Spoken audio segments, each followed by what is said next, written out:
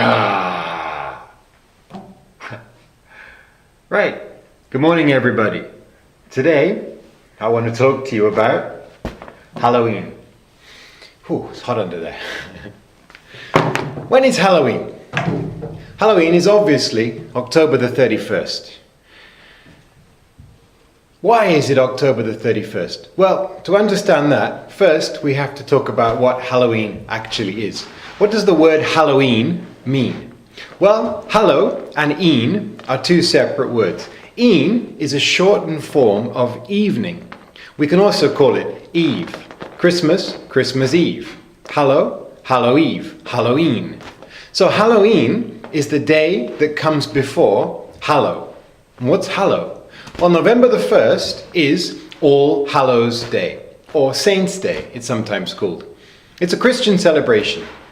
It's basically a celebration for the dead people, the dead saints, basically. It's a day when people can worship and be thankful and appreciate and pray for all of the dead people. This is a Christian festival, and it started in about the 8th century. So, does that mean Halloween comes from the 8th century? Well, yes and no. Halloween is technically a Christian festival. Although a lot of the Christian festivals we have these days were not originally Christian festivals. You may already know this, but a long time ago, a Roman Emperor, Constantine, he was emperor from 306 to 337 AD. He was emperor of Western Rome, and basically he is the first Roman emperor to embrace Christianity. He's the first Roman emperor to stop persecuting the Christians, to give them license to pray, to worship, and to even finance them and help build their castles, help build their churches. St. Peter's Basilica in the Vatican was commissioned by him, I believe. He is the first emperor to embrace Christianity. Of course, Christianity did exist before him. If you look at a map of early Christianity, well, of course, it starts in Jerusalem and it spreads out across basically the port areas. If you look at an early map, it spreads out across into points of northern Egypt, northern Africa, up into southern Europe and southern Italy and those kind of areas, basically the port towns. Christianity is spread by boats, but it doesn't spread much further than that until the Emperor Constantine comes on the scene. Now, there are two possibilities here. The one possibility, the rather cynical possibility, is that he was not actually a Christian. He had a lot of rebellions during his reign. He had a lot of problems during his reign, and he needed to unite the people. And one way of doing that, of course, is under a religion. And realizing this, he embraced Christianity to help bring the Christians to help him. That's the cynical view. The non-cynical view, of course, is that he was actually a Christian, and he believed everything he said he did. Well, whatever the reason, it doesn't matter. The result is the same. Because of him, Christianity flourished. Now, how do you do this? How do you introduce a new religion to areas that have an old religion, a pagan religion? Well, the easiest way of doing it is to appropriate their festivals and make them new festivals. Now, if you look at the Christian festivals, Christmas is obviously a good example. When is Christmas? December the 25th. What does Christmas celebrate? It celebrates the birth of Christ. But if you look into the Bible, when was Christ born? It doesn't actually say. There are some hints. It says that lambs were being birthed and things like that. But of course, lambs are not birthed in the winter. Lambs are birthed in the early spring, so April or May time. So if you look at the Bible itself, Christ probably wasn't born in December. So why is Christmas December 25th? Well, the basic reason is that was the time when the people in mostly Europe celebrated the winter solstice. It's basically the middle of the winter, the midpoint of winter. From there it starts to get lighter, we start to head towards summer. So the winter solstice was a celebration of the ending of winter, the birth of the new year, in fact. So what better place, what better time to input the birth of Jesus Christ? So the winter solstice becomes Christmas. Another example is Easter, of course. Easter celebrates the rebirth of Jesus. Now, Easter, of course, was also a pagan festival. There is the pagan god Eostre, I'm not sure if I'm pronouncing that right. Eostre, who was the goddess of dawn, the goddess of rebirth. And we use eggs and we use rabbits, the Easter rabbit, to celebrate this. And of course, those are also pagan symbols of fertility. So Easter was another festival that was appropriated by the Christians. Halloween, yet another one. Halloween was a harvest festival called Samhain.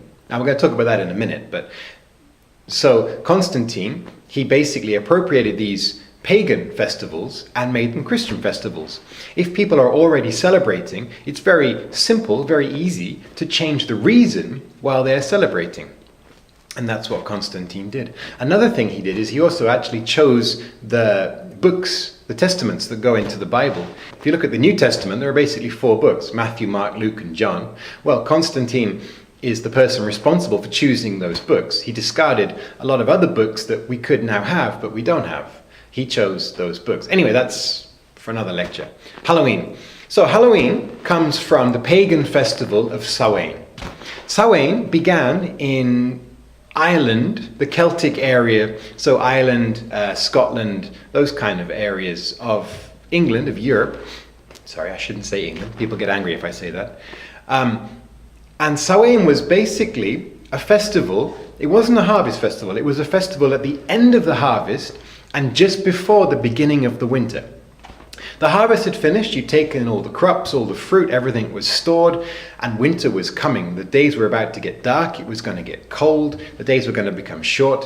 It was basically the end of the year almost. And people thought at this point, this very point between the end of the summer and the beginning of the winter, people thought that at this point, the firmament was at its thinnest.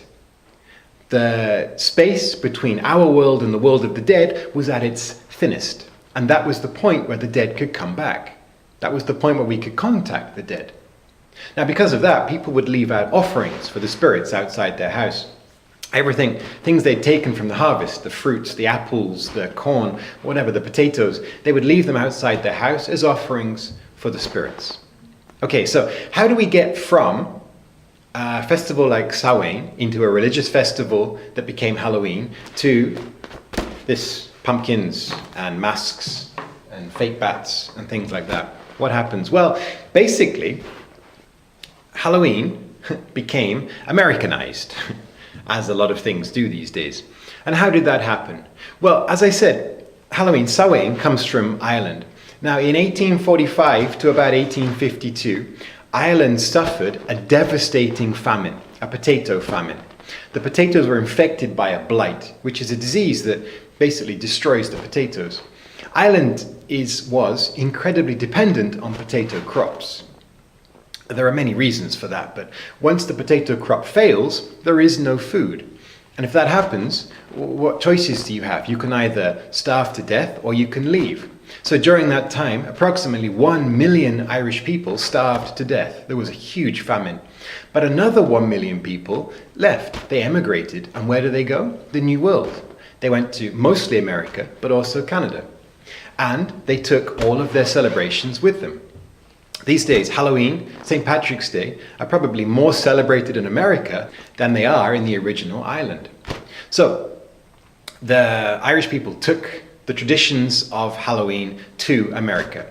Now, two of those things that they kept, two of those things that they took that we still use, one of them, of course, is the pumpkin here. We carve pumpkins, jack-o'-lanterns. Jack-o'-lantern, incidentally, means jack of the lantern. The O means of, like 4 o'clock, 4 of the clock. The jack-o'-lantern. In the original island, in the original festival, they used to carve turnips. Turnips are small, whitish vegetables. They're very, very hard. They're very difficult to carve. When they went to America, of course, they found these giant, soft, easy to carve pumpkins. So what did they do? Well, of course, they ditched the turnip and they started carving the pumpkins. So the jack-o'-lantern, which began as a turnip, became a pumpkin. Now, of course, nobody carves turnips. The second thing, of course, is trick or treat. Trick or treat. Trick or treat came from a very early tradition of basically dressing up as a spirit or a fairy or a soul of the dead person and going around to someone's house to scare them. People believed, again, of course, that the firmament was thin, that the dead could come back, basically, at this point.